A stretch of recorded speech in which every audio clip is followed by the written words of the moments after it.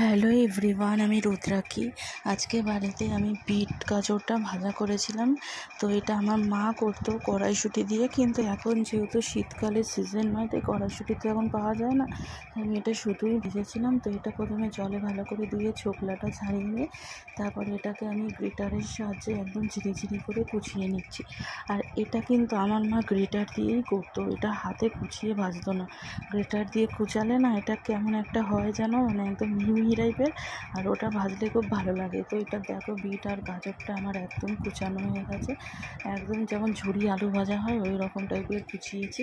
কুচানোর পর এবার এটাকে ভালো করে মিশিয়ে নিয়েছি, বিট আর গাজরটাকে একসাথে করে মিশিয়ে নিয়েছি কিছুক্ষণ। তারপরে এটা রেখে দিয়ে এবং কড়াইতে তেল গরম করেছি, বেশ খানিকটা তেল দিতে হবে। তেলটা যখন গরম হয়ে আসবে তখন ওই তেলটার মধ্যে এই বিট গাজরটা দিয়ে তার মধ্যে সামান্য পরিমাণ নুন আর কাঁচা লঙ্কা চিড়ে দিয়েছি। দিয়ে এবার ভালো মতন করে এটাকে নাড়াচাড়া করে ভেজে নিতে হবে।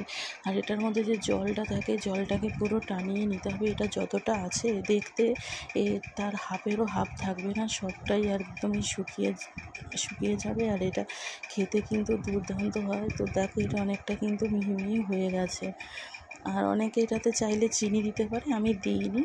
তো এটাকে একদম কড়াইয়ের সঙ্গে লেগে যাবে, মানে এক জায়গায় সব থকথকে টাইপের হয়ে যাবে। সেই রকম যতক্ষণ না হচ্ছে ততক্ষণ এটা নাড়াচাড়া করে ভেজে নিতে হবে। ভাজতে এটা মানে কড়াইয়ের গা থেকে পুরো উঠে আসবে এবং খুন্তির সঙ্গে পুরো আটকে যাবে। এরকম হয়ে যাবে যখন, তখন এটা নামিয়ে নিলেই হয়ে যাবে। আর এটাতে একটু বেশি পরিমাণ তেল লাগে। ধন্যবাদ।